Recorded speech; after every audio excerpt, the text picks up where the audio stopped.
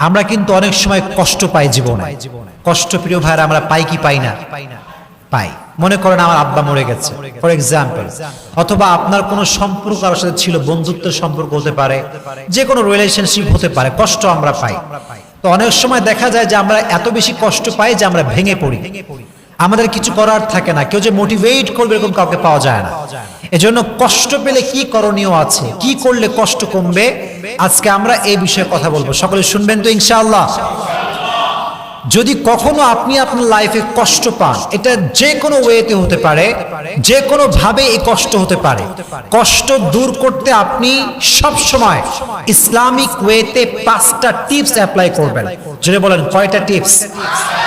আমি আপনাকে মোটিভেট করার জন্য বলছি, 5টা টিপস যদি কেউ কষ্ট পাওয়ার পরে অ্যাপ্লাই করে, আশা করা যায় তার জীবনে আর কোনো কষ্ট থাকবে না। সকলেই বলেন ইনশাআল্লাহ। 1 নাম্বার, যদি কখনো কোনো কষ্ট পান, এটা যে কোনো ভাবেই হতে পারে, কোনো একটা সম্পর্ক ছিল, কাছের মানুষ কষ্ট দিয়েছে বা প্রিয় মানুষ কষ্ট দিয়েছে, কোনো একটা জিনিস হারিয়ে ফেলেছেন, অনেক কষ্ট পেয়েছেন আপনি। প্রথমে আপনি যে কাজটা করবেন সেটা হচ্ছে you have to put your trust on your lord. আল্লাহর উপরে ভরসা রাখতে হবে যে আমার লাইফে ভালো যা ঘটে, খারাপ যা ঘটে, এটা সব কিছুই ক্ষমতা একজনের হাতে। তিনি কে? তো যখন কষ্ট পেয়েছেন, ভালো করে বোঝেন, আমার দিকে তাকান, যখন কষ্ট পেয়েছেন আপনি বলবেন আল্লাহ যা হয়েছে ভালোর জন্য হয়েছে, তুমি যা করেছো এটা ভালোর জন্যই করেছো, আমার তোমাকে নিয়ে কোনো অভিযোগ নাই, আমার জীবনে যা ঘটেছে আমি সেটার জন্যই করছি, আলহামদুলিল্লাহ। সকলে একবার পড়েন তো মন থেকে আলহামদুলিল্লাহ। Put your trust on your Lord. আল্লাহর উপরে বিশ্বাস করেন যে আল্লাহ আমার জীবনে যা তুমি ঘটাবা এটা নেওয়ার জন্য আমি প্রস্তুত, এটা আমি মন থেকে মেনে নিলাম। দেখবেন আপনার ভালো মন্দ সবকিছু যখন আপনি আল্লাহর উপরে ছেড়ে দিবেন যে আল্লাহ যা করেছে ভালোর জন্যই করেছে, দেখবেন যে আপনার যেই পেইন, আপনার যে কষ্ট, এটা অটোমেটিক্যালি হালকা হয়ে যায়। সুবহানাল্লাহ পড়েন। আল্লাহর উপরে বিশ্বাস সকলে রেখে চলবেন তো ইনশাআল্লাহ। 1 নাম্বার। 2 নাম্বার যে কাজটি কষ্ট পেলে করবেন সেটি হচ্ছে keep yourself busy. Keep yourself busy, নিজেকে ব্যস্ত রাখেন। কষ্ট পেয়ে গেছেন, আঘাত পেয়ে গেছেন, বউ ছেড়ে চলে গেছে, একটা রিলেশনশিপ ছিল ব্রেকআপ হয়ে গেছে, যে কোনো ভাবে আপনি কষ্ট পেয়েছেন, কিপ ইয়োরসেলফ বিজি, নিজেকে কাজে ব্যস্ত রাখেন। যে কোনো কাজ হতে পারে, এটা আপনার পছন্দের কাজ হতে পারে, যে কোনো কাজে হোক, খেলাধুলা হোক, বন্ধুর সঙ্গে আড্ডা হোক, যে কোনো কাজে just try to keep yourself busy, নিজেকে ব্যস্ত রাখেন, দেখবেন কষ্ট হালকা হবে। আর যদি একা মন মরা হয়ে বিষণ্ণতায় ভোগেন, কেউ নাই, কেউ ভালোবাসে না, কেউ দেখে না, কেউ লাইক কমেন্ট করে না, কত কষ্ট জীবনে, যদি এই একা একা থাকেন দেখবেন এই পেইনটা আস্তে আস্তে আরো বাড়বে, এটা আরো ডাবল হবে। এজন্য try to keep yourself busy, নিজেকে যে কোনো কাজে ব্যস্ত রাখবেন, পারা যাবে ইনশাআল্লাহ। 2 নাম্বার আমল, 2 নাম্বার টিপস। 3 নাম্বার যে আমলটি আপনি করবেন, যে টিপসটি অ্যাপ্লাই করবেন সেটি হচ্ছে বেশি বেশি ইবাদত করবেন। বেশি বেশি কি করবেন? ইবাদত করবেন। এটা হতে পারে কোরআন তেলাওয়াত।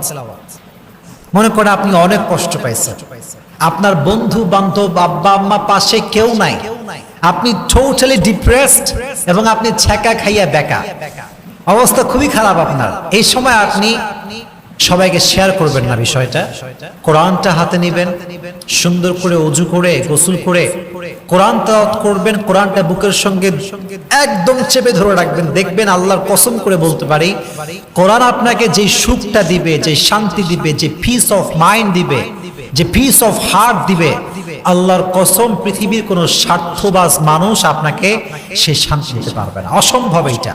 এজন্য যখন আপনি কষ্ট পেয়েছেন, কোরআনটা হাতে নেবেন, মন খুলে কোরআন পড়বেন। রাজি আছেন ইনশাআল্লাহ? অথবা ঠিক ভোরবেলায় উঠে, তাহাজ্জুদের সময় উঠে জায়নামাজটা বিছিয়ে তাহাজ্জুদের জায়নামাজ দাঁড়ায় যাবেন, আল্লাহকে সব কষ্ট বলবেন, কান্নাকাটি করবেন, আল্লাহকে আপনার কষ্ট বলবেন। Try to worship, more and more, বেশি বেশি ইবাদত করবেন, দেখবেন যে কষ্ট আপনার জীবনে ছিল এটা হালকা হয়ে যাবে। তাহলে 1 নাম্বার বিশ্বাস আমরা জানলাম, 1 নাম্বার উপায় জানলাম যে বিশ্বাস রাখতে হবে। 2 নাম্বার জানলাম নিজেকে ব্যস্ত রাখতে হবে। 3 নাম্বার জানলাম বেশি বেশি ইবাদত করতে হবে। বল বেশি বেশি কি করতে হবে? ইবাদত করতে হবে। 4 নাম্বার হচ্ছে spend your time with good people. যদি কষ্ট বেশি পেয়ে যান, ভালো মানুষের কাছে যাবেন। কি মানুষের কাছে যাবেন প্রিয় ভাইয়ারা? ভালো মানুষ যারা, যাদের চরিত্র ভালো, আচার আচরণ ভালো। এটা বেশিরভাগ ক্ষেত্রে আলেম ওলামার মাঝে পাওয়া যায়। স্কলার যারা, তারা ভালো চরিত্রের হয়। হুজুরদের কাছে যাবেন, ইমাম সাহেবের কাছে যাবেন, কথা বলবেন, দেখবেন মনটা অনেক হালকা হবে। এই তো যখন কষ্ট পাবেন, তখন আপনার সময়টা আপনি খারাপ জায়গায় দিবেন না, গান শুনবেন না, মোবাইল ফোনে বাজে ভিডিও দেখবেন না, ভালো মানুষের কাছে গিয়ে সময়টা কাটাবেন। রাজি আছেন ইনশাআল্লাহ? 4 নাম্বার। 5 নাম্বার, এটি খুবই গুরুত্বপূর্ণ এবং এটি শেষ টিপস, সেটি হচ্ছে spend your time with your parents. আব্বা আম্মার সঙ্গে সময় কাটাবেন। অনেকে দেখা যায় যে পৃথিবীর সবার সঙ্গে সে সময় কাটায়, কিন্তু আব্বা আম্মাকে একটা মুহূর্ত সময় দেয়। এরকম লোক বাংলাদেশে আছে না নাই? অনেক আছে।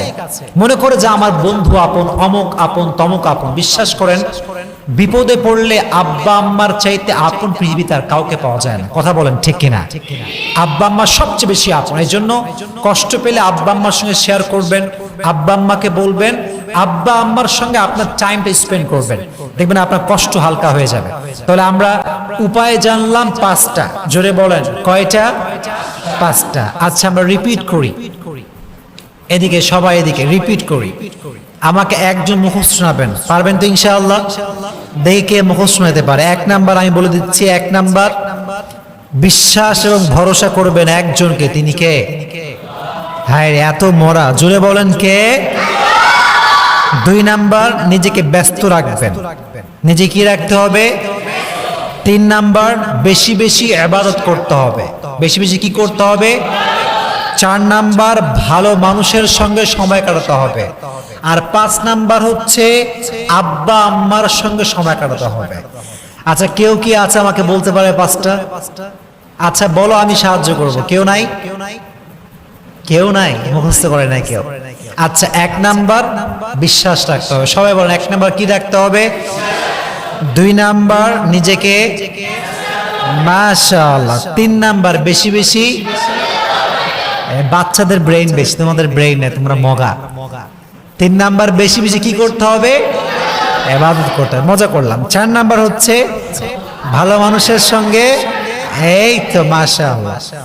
5 নাম্বার বাবা মায়ের সঙ্গে সময় কাটাতে হবে। দেখছেন, এই বাচ্চাদের নলেজ বেশি, মাশাআল্লাহ। তো আল্লাহ যেন আমাদের সবাইকে এই কাজগুলো মানা এবং বোঝার এবং আমল করার তৌফিক দান করে। আমরা সকলেই পড়ি আমিন।